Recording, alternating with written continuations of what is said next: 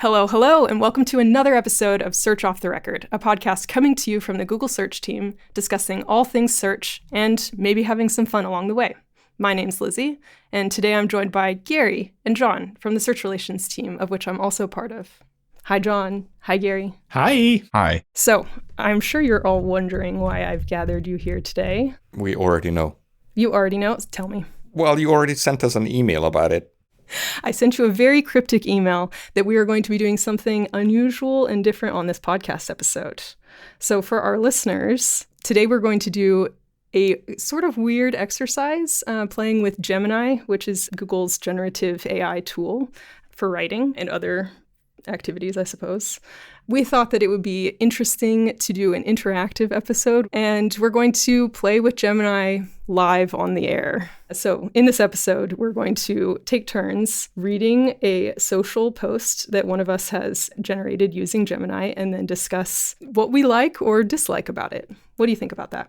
I don't know. It's like I always have conflicting opinions or conflicting thoughts about all of the LLMs because it feels like on the one hand, they're an interesting tool. They generate a lot of text, but is it like useful text? Yeah. Do you make it funny or does it have no sense of humor?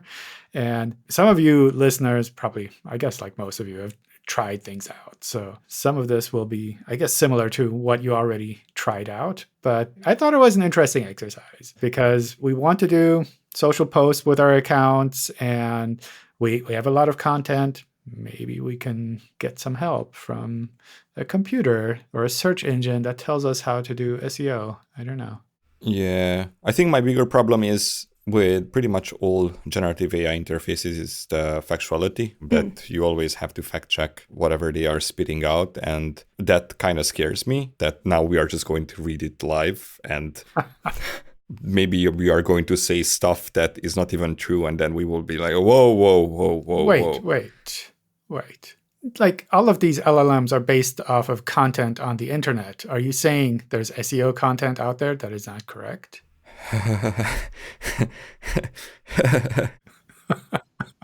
Well, that's not You broke him. That's not really how LLMs work, right? Oh, they know the truth. It's not just taking content from developers.google.com/search and then it basically just presents that content, but rather learns how specific words might follow each other for a specific prompt. They don't take content from place A and then present it on their interfaces. We do have something called grounding, which is trying to match the generated sentences or passages to search results, but that might not always result in a factually correct thing.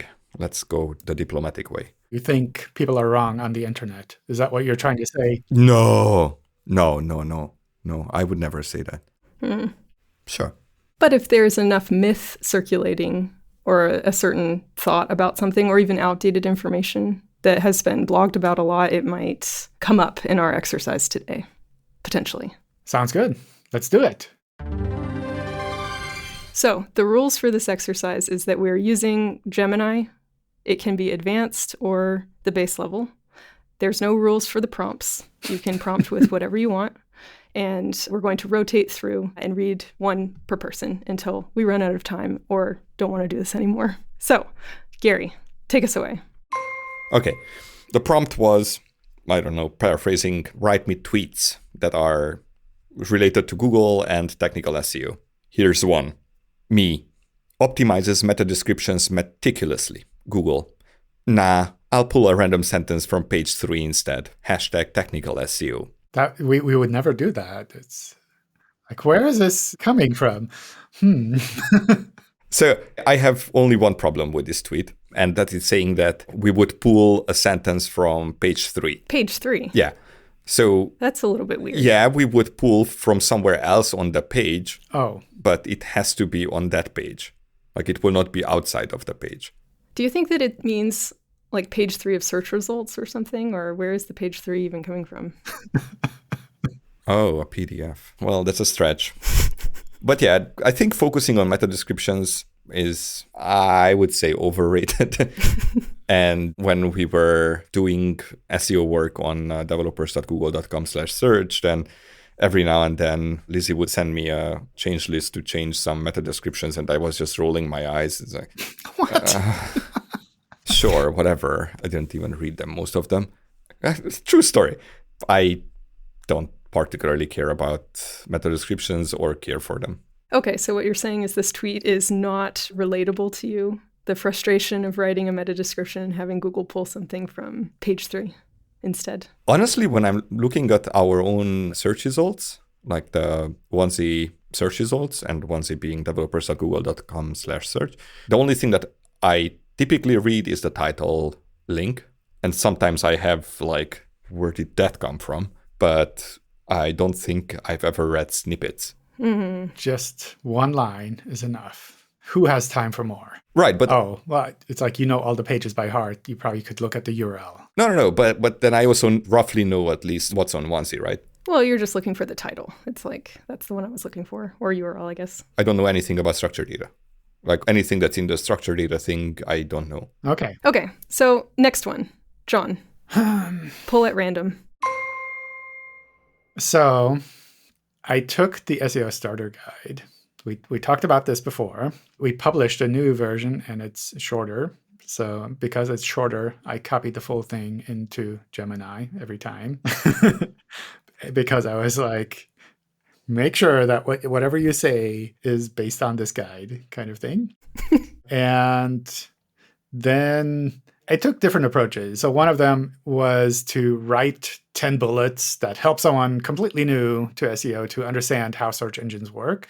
And my thought was I could use these bullets to create a series of tweets. I didn't actually create a series of tweets, but the first bullet there is keyword research. The guide mentions anticipating reader search terms, but doesn't provide instruction on researching keywords. Understanding high-value keywords within your niche is essential. Tools like Google Keyword Planner or some other SEO tool that I'm not going to mention are beneficial for this.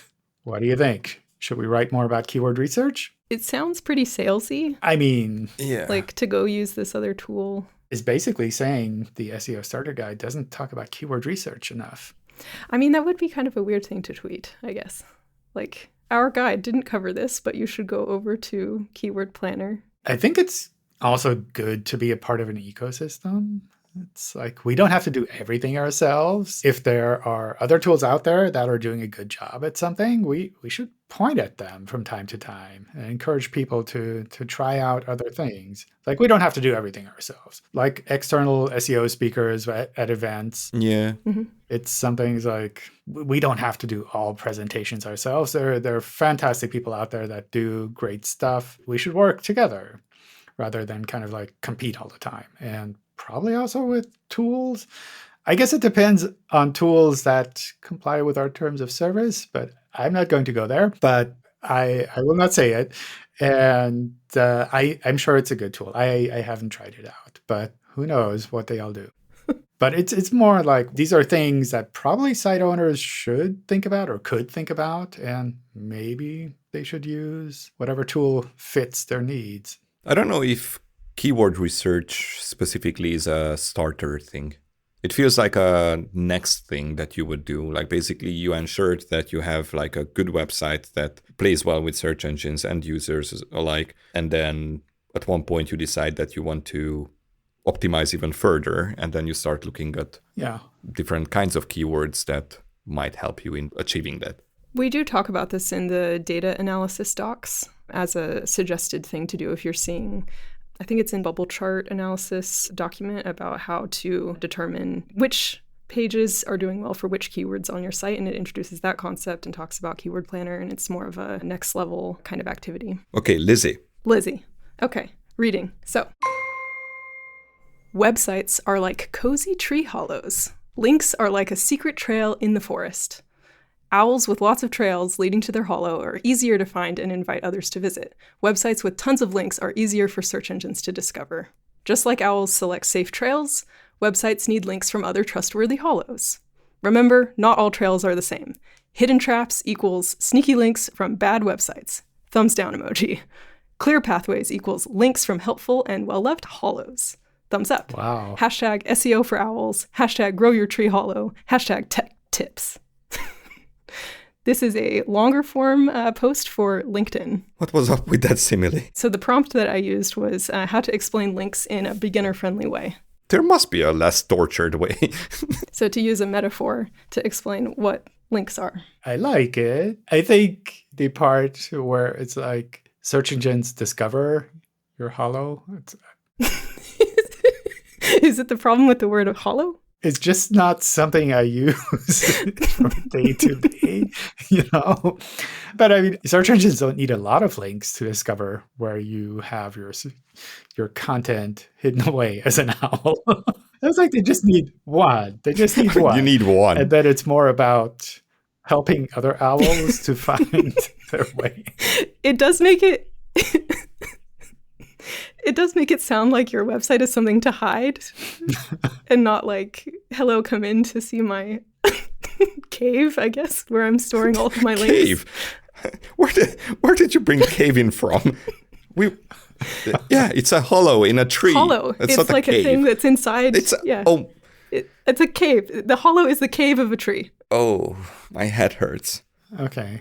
It's a pit. So site owners are owls. Well, they could be a pet owl. I have one other owl-themed post, okay? I'm sure you're going to love it. Imagine websites are different owls in a big forest. Links are like hoots from other owls. The more hoots the owl gets, the more well-known and respected they become. Owl emoji, magic emoji.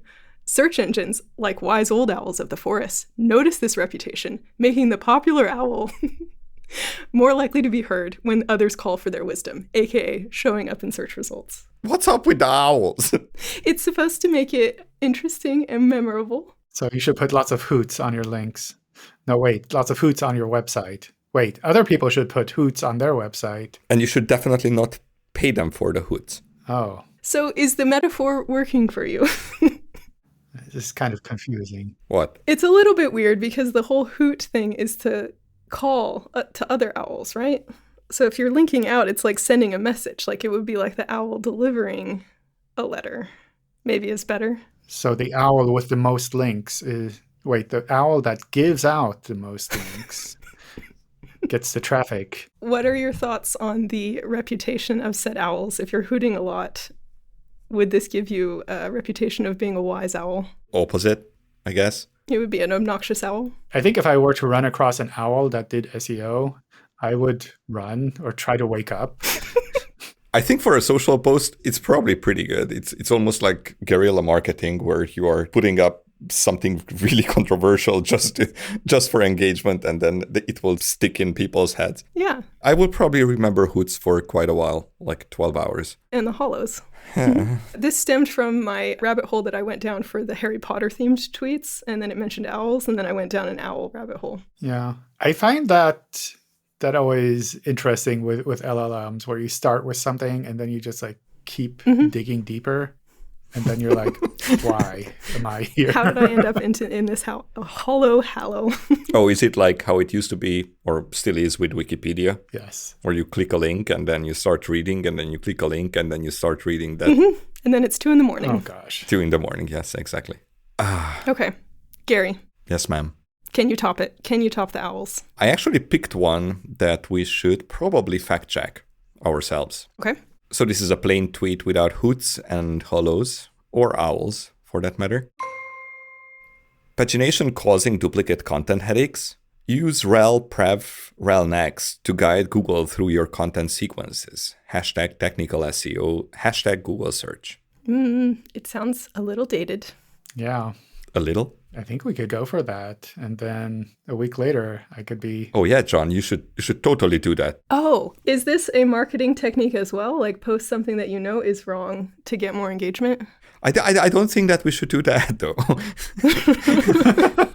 Get people to comment, hey, you have a typo, a 4-4. Oh, so my typos are making sure people are paying attention. Yes. Yes, I do them on purpose. Does that mean that we should fill up our docs with inaccuracies to make sure that people are on their toes? Just one. Just one at a time. Just one.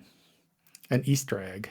Okay. Okay, so for the listeners, the fact check for that tweet is relprev next is... Deprecated. Yes. Okay, good. It's gone. It's gone. Well, I mean, you can still use it. You don't have to make it gone. It's just ignored. Okay, John, you are next in the rotation. Okay. Do you have a social post? I have a lot of social posts. Okay, here's one. So Gemini wrote a long post for LinkedIn, which I will kind of cut short. Remember those SEO is dead articles that pop up every few years? Much like Mark Twain quipped about his own rumored demise, reports of SEO's death have been greatly exaggerated. And then it goes on into SEO isn't dead, but that doesn't mean it's not changing. And then it talks about search isn't just text anymore, which, of course, yeah, it's like circle to search. I don't know, like on your phone, you can circle things.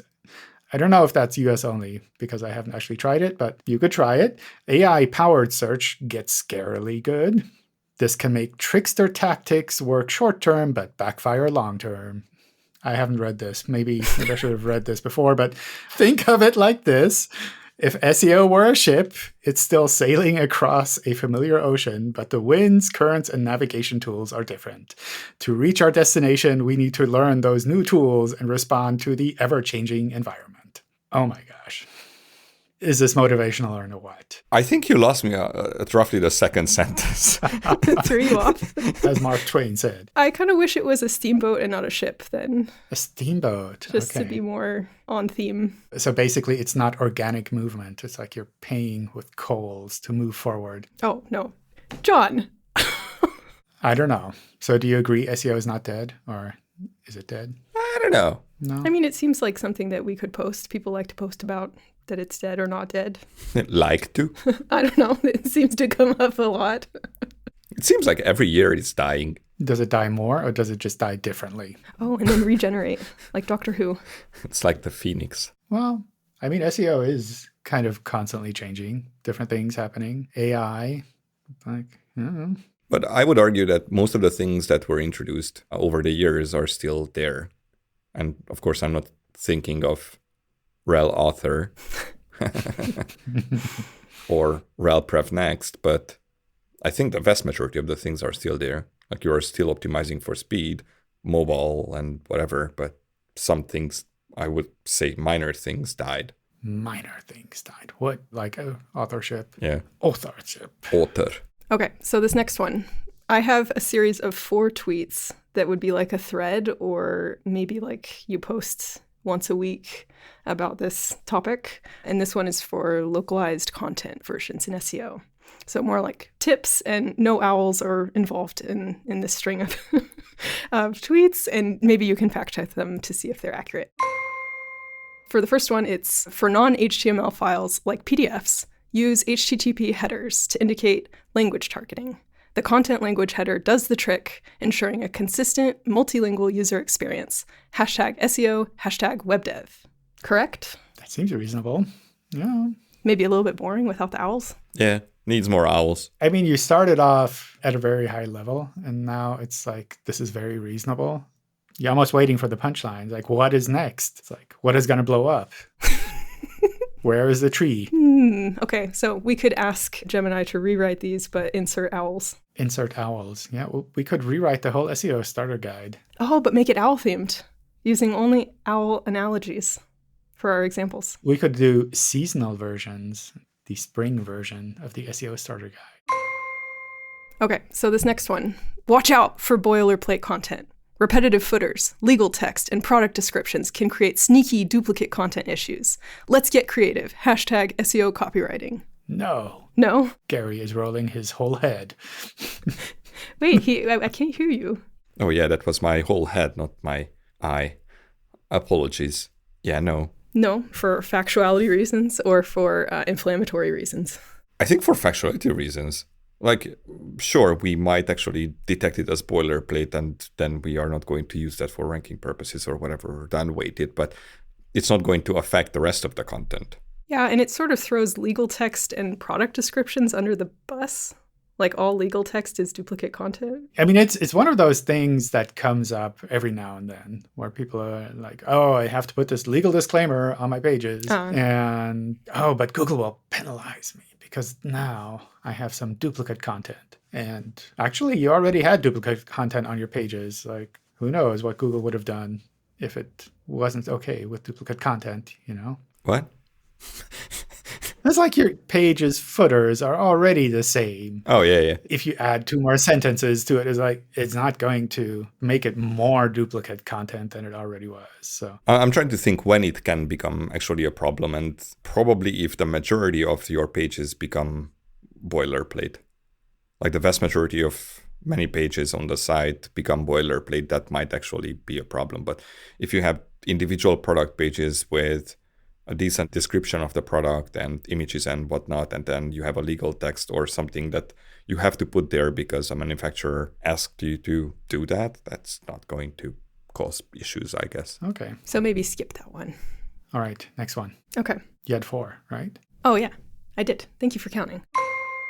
IP-based redirects to localized sites can be tricky. While they offer automatic redirection, they might misidentify user location and aren't the most SEO-friendly method. #SEO considerations. What is an IP-based redirect? So IPs have countries assigned to them usually. Not all of them, but the vast majority. Especially the IPv4, like the 4th version of IPs or whatever. And it's not the version. Is it version? IP? I think it's a version. It's a version number, okay. And then you can look at that location in a database, that usually commercially available database, to identify where that IP is from, and then you redirect to a page that is for that location, that country or region or whatever. So it is widely used. We are also using it on Google search along with other signals. Like we don't rely just on that when we are redirecting a user to, or used to redirect the user to a specific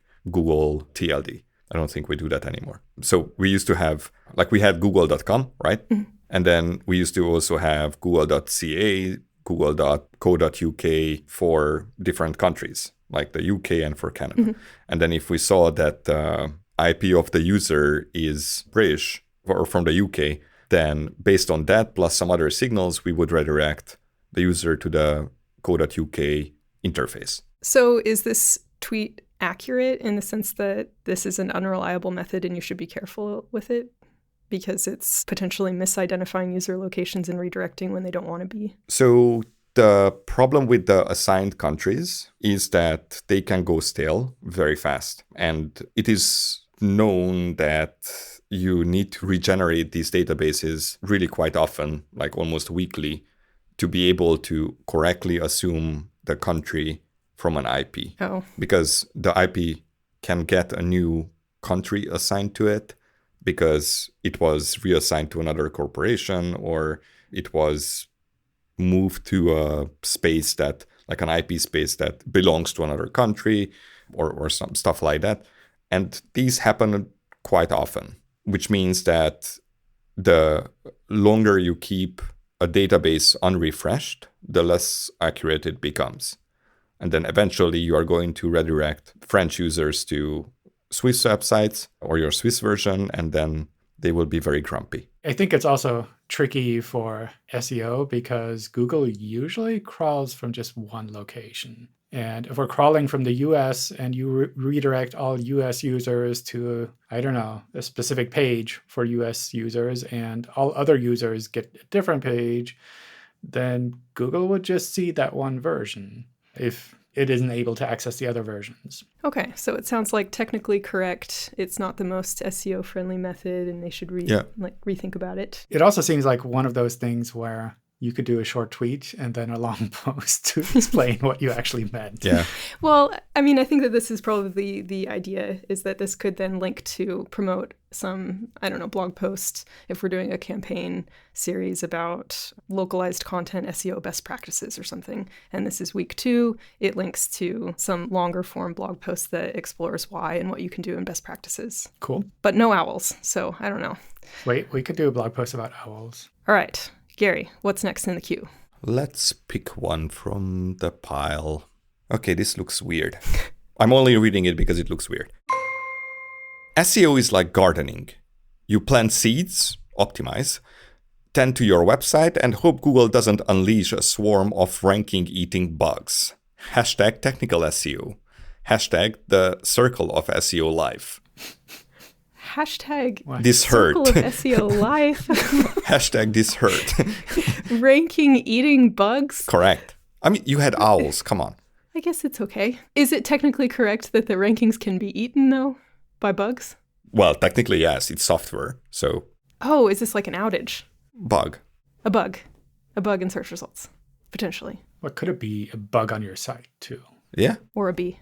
A bee, yeah. Or an owl. Like if you had a bug on your site, maybe if you had an owl, then it would eat that bug for you. Right. But in this context, or in context of the tweet, it's Google that is hoped will not unleash a swarm of ranking eating bugs, which I don't even know how to interpret. Like, are we unleashing bugs in our own ranking algorithms to... I think it's something that I see externally from time to time where there's like some ranking change happens and your site disappears and you're like, but my site was the best. This must be a bug in Google. And I kind of understand that, but at the same time, things evolve and maybe your site wasn't the best. It just feels like it's taking like a whiplash, like from the first part that you're tending, it's a positive metaphor. You're, improving your SEO over time. And then suddenly like a swarm of bees comes out of nowhere. And now it's like negative chaos. Everything's horrible.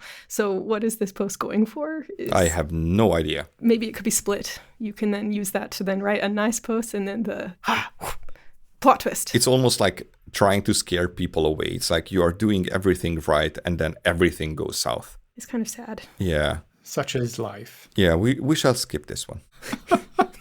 I have another funny one. Okay. The tweet is, me, spends hour crafting schema markup. Google, I'll just sprinkle a few random stars in the SERPs. Maybe. Hashtag technical SEO. Hashtag expectation versus reality. Huh. It's so snarky. Yeah. Did you ask it to do like a snarky tone? No. How is this? I wonder if I used it too much and it just learned that it has to be snarky so for me to like what it spits out. Oh. And two of the like me and then Google like meme style template is also interesting. Yeah. I don't think Google would add stars on its own, but... Well, not stars, but... some of the rich result elements. Yeah, like review stars. Yeah. You might get a sprinkling of them. Okay, should we do rapid fire any honorable mentions that you see that are short? Okay, I have one. Okay, shoot. Forget SEO tricks. In a world of smart search engines, quality content is your compass. What are you doing to truly answer searchers' questions? Hashtag SEO. Hashtag content is king. This is what the machine is telling me. Sure. Okay, I have one. If your sitemap is stuck in the Whomping Willow, Google won't give you a sniffle in the rankings. Make those navigation paths clear as a marauder's map. Hashtag SEO. Hashtag mischief managed. Okay. And then finally, a positive one from me. What? When you finally rank on page 1, ... Time to break out the SEO victory dance. Hashtag technical SEO. Hashtag celebrate even small wins. Fantastic. Very exciting. Very positive. I know. Wow. That's just me. All right, that was fun. And I think we should do this more. Oh. I think we should write some more social posts and maybe review them before we publish them, though. You don't want to publish one of these live in the episode? I'm thinking the owl one could go out right before we publish. Okay, sounds good. We can do like a promo tweet with the owl. Yeah. Any other thoughts about how this went? Things that you liked, didn't like, surprised you? So I thought it was fun. Like, I think it's always fun to try out new tools. What kind of surprised me is how predictable the LLMs were. It's like bringing up things that are already out there a lot, which to me makes me kind of wonder, well, is it like even adding any new value? On the one hand, kind of almost like philosophical question. And then the other philosophical question is, has everything been said about SEO? And why are we even publishing something new?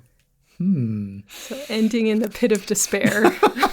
No, it's like we finished SEO. It's like everything has been said.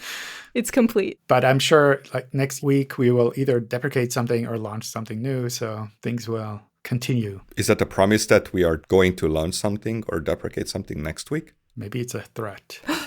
Or a threat. Oh, yeah. Okay, I like that one.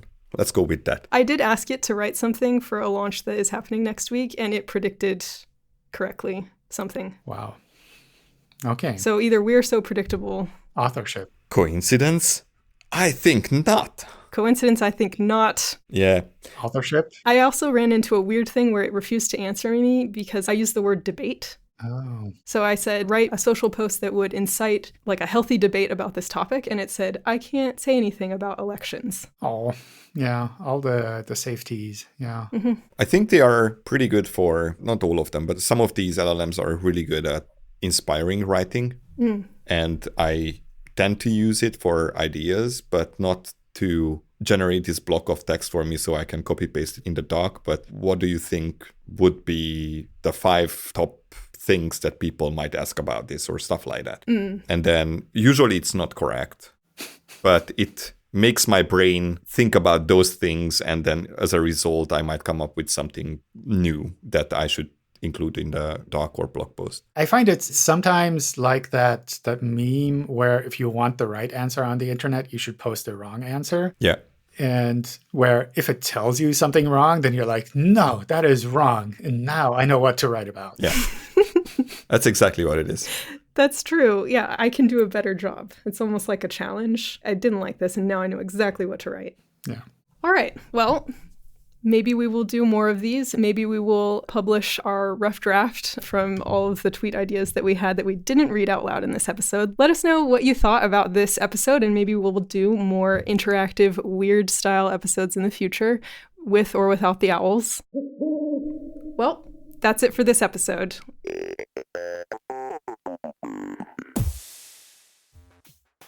We've been having fun with this podcast, and I hope you, the listener, have found it both entertaining and insightful too. Feel free to drop us a note on Twitter at Google Search C, or chat with us at one of the next events we go to if you have any thoughts. And of course, don't forget to like and subscribe. Thank you and goodbye. Bye. Arrivederci.